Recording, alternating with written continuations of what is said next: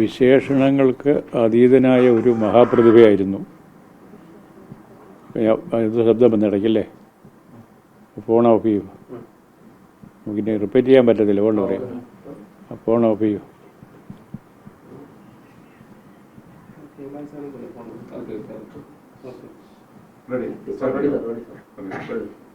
വിശേഷണങ്ങൾക്ക് അതീതനായ ഒരു മഹാപ്രതിഭയായിരുന്നു എം ടി വാസുദേവൻ നായർ.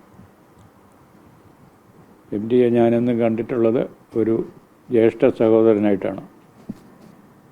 ഞങ്ങളെപ്പോഴും നിരന്തരമായി സംസാരിക്കുകയോ കൂടെ കാണുകയോ ചെയ്യാറില്ല, അങ്ങനെ ഉണ്ടായിട്ടില്ല. പക്ഷേ എനിക്ക് അദ്ദേഹം മലയാള സാഹിത്യത്തിലെ മഹാപ്രതിഭകളിൽ ഒരായിട്ടാണ് ഞാൻ അദ്ദേഹത്തെ കണ്ടിരുന്നത്.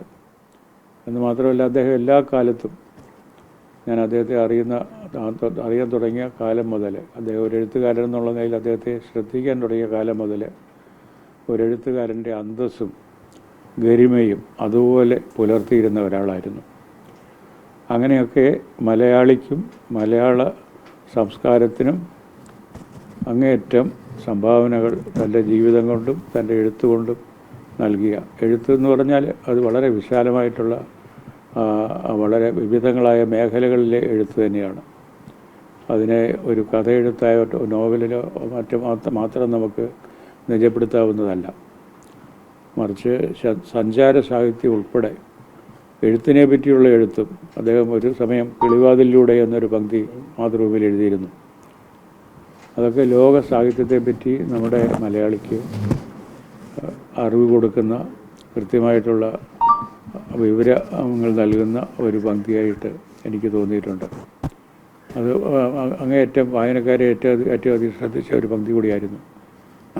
ഈ കൃതികളൊക്കെ മനോഹരമായി ആഴത്തിൽ വായിച്ച് ആസ്വദിച്ചിട്ടുള്ള ഒരാൾ അതിന് യോജിച്ച ഭാഷയിൽ തന്നെ അത് എഴുതി നമ്മളെ മലയാളിയെ ബോധിപ്പിച്ച ഒരു പ്രതിഭയായിരുന്നു എം ടിയുടേത്. എം ടി ജീവിച്ച സാമാന്യം ദീർഘമായ കാലം ജീവിച്ചിരുന്ന ഒരു എഴുത്തുകാരനാണ് അദ്ദേഹം. ആ കാലഘട്ടം അത്രയും അദ്ദേഹം എഴുത്തിൽ നിഷ്ണാതനായിരുന്നു. അതുപോലെ തന്നെ പത്രാധിപർ എന്നുള്ള നിലയിലും മലയാളത്തിൻ്റെ പല പുതിയ ധാരകളെയും, സാഹിത്യത്തിലെ പല വിചാരധാരകളെയും അദ്ദേഹം കണ്ടറിയുകയും പുതുമയെ പ്രോത്സാഹിപ്പിക്കുകയും ഒക്കെ ചെയ്ത ഒരു വളരെ ദീർഘദർശനമുള്ള ഒരു പത്രാധിപരായിരുന്നു അദ്ദേഹം. അങ്ങനെ അദ്ദേഹം ഏതെല്ലാം വേഷങ്ങളിൽ നമ്മുടെ മുമ്പിൽ പ്രത്യക്ഷപ്പെട്ടു, അതിലെല്ലാം മറ്റുള്ളവരെ അതിശയിക്കുന്ന പ്രതിഭ പ്രകടിപ്പിച്ച ഒരു പ്രതിഭാധനനായിരുന്നു അദ്ദേഹം. എം ടി പല രംഗങ്ങളിൽ പ്രവർത്തിച്ച കൂട്ടത്തിൽ അദ്ദേഹം സിനിമയിലും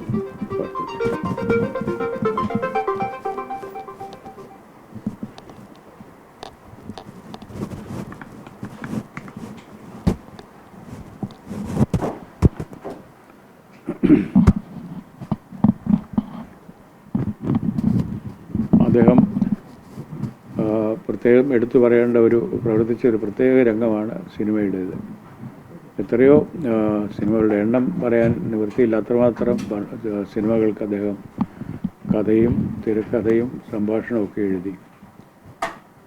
ഒരു പക്ഷേ നമ്മൾ സാധാരണ കാഴ്ചക്കാരൻ ശ്രദ്ധിക്കാതെ പോകുമായിരുന്ന ഇടത്തരം സിനിമകൾ പോലും എം ടിയുടെ രചനയുടെ ഭംഗി കൊണ്ട് മാത്രം ശ്രദ്ധിക്കപ്പെടാൻ തുടങ്ങി. അതിൽ മലയാളി തനിമ ഉണ്ടായി, കഥാപാത്രങ്ങൾക്ക് ജീവൻ വന്നു. അവർ വെറുതെ സംഭാഷണം പറയുന്ന ഓരോ വ്യക്തികൾ മാത്രമായിരുന്നില്ല. അതിനപ്പുറം അവരുടേതായിട്ടുള്ള ജീവിത പശ്ചാത്തലമുള്ള വ്യക്തികളായിട്ട് കഥാപാത്രങ്ങളെ മാറ്റാൻ കഴിഞ്ഞു.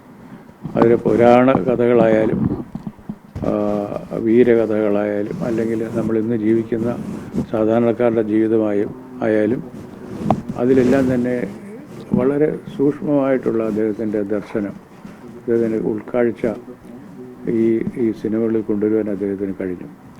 സ്വന്തം സിനിമകൾ, പ്രത്യേകിച്ച് എടുത്തു പറയേണ്ട സിനിമകളാണ് നിർമാല്യവും പിന്നീട് ചെറിയൊരു സിനിമ കടവ് എന്ന പേരിൽ അദ്ദേഹം എടുത്ത സിനിമയും. ഒരുപക്ഷെ എം ടിക്ക് എഴുത്തുകാരൻ എന്നുള്ള നിലയിൽ സമയം വിനിയോഗിക്കേണ്ടിയിരുന്നില്ലെങ്കിൽ അദ്ദേഹം കൂടുതൽ സിനിമ രംഗത്ത് പ്രവർത്തിക്കുമായിരുന്നു എന്നെനിക്ക് തോന്നിയിട്ടുണ്ട്. എല്ലാ രീതിയിലും നമ്മുടെ സാഹിത്യ മണ്ഡലത്തിന് മാത്രമല്ല മറ്റെല്ലാ കലാരൂപങ്ങളിലും താല്പര്യം. ഇങ്ങനെയൊക്കെയുള്ള ഒരു തികച്ചും ആധുനികമായ ഒരു മനസ്സുള്ള എഴുത്തുകാരൻ. അദ്ദേഹം കഴിഞ്ഞ നൂറ്റാണ്ടിൽ കൂടുതൽ കാലം ജീവിച്ചെങ്കിലും ഈ നൂറ്റാണ്ടിൽ വന്നിട്ടും അദ്ദേഹം ഈ പ്രബുദ്ധത അദ്ദേഹത്തിൻ്റെ എഴുത്തുകളിലും പ്രവർത്തനങ്ങളിലുമെല്ലാം നമുക്ക് കാണാം. അങ്ങനെയുള്ള ഒരു വലിയ എഴുത്തുകാരൻ്റെ എനിക്ക് എൻ്റെ സ്വന്തം രീതിയിൽ പറഞ്ഞാൽ എൻ്റെ ഒരു സഹോദരൻ്റെ, ഒരു മുതിർന്ന സഹോദരൻ്റെ വേർപാട് മലയാള ഭാഷയ്ക്കും അതിനെ പ്രത്യേകിച്ച് എനിക്ക് വ്യക്തിപരമായി വലിയ നഷ്ടമായിട്ട് എന്ന് ഞാൻ കരുതുന്നു.